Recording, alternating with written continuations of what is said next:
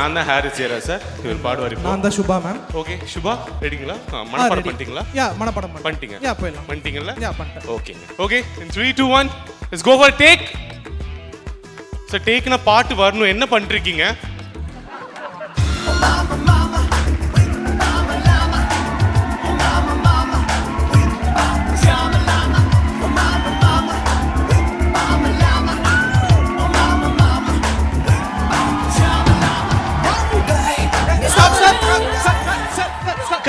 Cut என்னம்மா என்ன sir நான் தான் பாடிட்டு இருக்கேன் சார். யார் சார் உங்க? என்ன சார் பிரச்சனை உங்களுக்கு? என்னம்மா பேசுற? ஒரு ஹாரிஸ் ஜெயராஜ் சார் பாட்டுனாலே ஒரே லைன் ஒரு 3-4 பேர் பாடுவாங்க.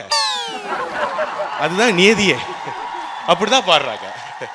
சார் நான் எவ்வளவு பெரிய சிங்கர், நான் பாடி இல்ல அப்ப நீ கிளம்பலாம். நீ இல்ல பாடி சார், பாடி சார். Take thank you. அது வந்து ஹாரிஸ் ஜெயராஜ் சார். இன்னும் ஒரே ஒரு பெரிய மியூசிக் டைரக்டர் இருக்காரு, இசைஞானி இளையராஜா சார். மியூசிக் டைரக்ட் பண்ணியிருந்தாருன்னா தெரியல. இரு என் பஞ்ச்லைன்ல நீனே சொல்லிட்டு நான் என்ன பண்றது? ஒரு சின்ன கற்பனை தான். கேமரா எங்க இருக்கு? கற்பனை தான். நான் தான் இளையராஜா சார். நான் தான் சுபா மேம். என்னம்மா பாட்டெல்லாம் நல்லா படிச்சிட்டியா? படிச்சேங்க. நல்லா பாடிடுவல்ல? பாடிடுறோம்மா. டேக் போலாமா? டேக்.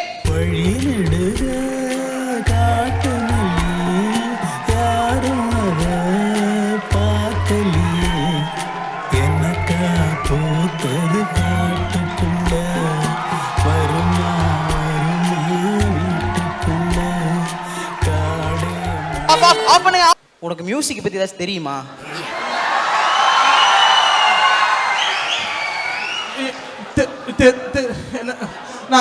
வைரமுத்து வருகிறேன்.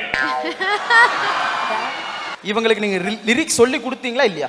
ஐயா நான் என்றுதான் கூறினேன். ஆனால் அவர்கள் ராவாக அடித்துவிட்டு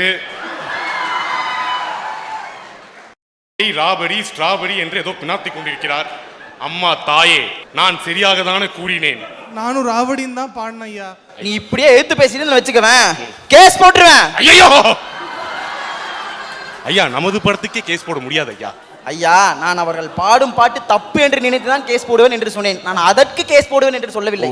நீங்க தான் தப்பா புரிஞ்சிட்டு இருக்கீங்க சாரை பத்தி. சரிங்களா? So that's been our performance guys. You guys have been a wonderful audience. Thank you so much. Thank you means a lot. Thank you. And எல்லாருமே அவார்ட் வாங்கணும்னு நம்மளுக்கு நிறைய ஞாபகம் வர ஸ்பீச்சஸ்லாம் பார்த்தீங்கன்னா இப்படி தான் ஆரம்பிக்கும். என் நெஞ்சில் குடியிருக்கும் என்னை வாழ வைக்கும் தெய்வங்களான இந்த மாதிரிலாம். பட் அது அவங்களாம் அவங்க ஃபேன்ஸை பார்த்து சொல்லுவாங்க. எங்களுக்கு வந்து எங்களை வாழ வைக்கும் தெய்வங்கள் வந்து நிஜமாலே எங்கள் மியூசிக் டைரக்டர்ஸ் தான். முதல்ல அவங்களுக்கு நாங்கள் தேங்க்யூ சொல்லிக்கிறோம்.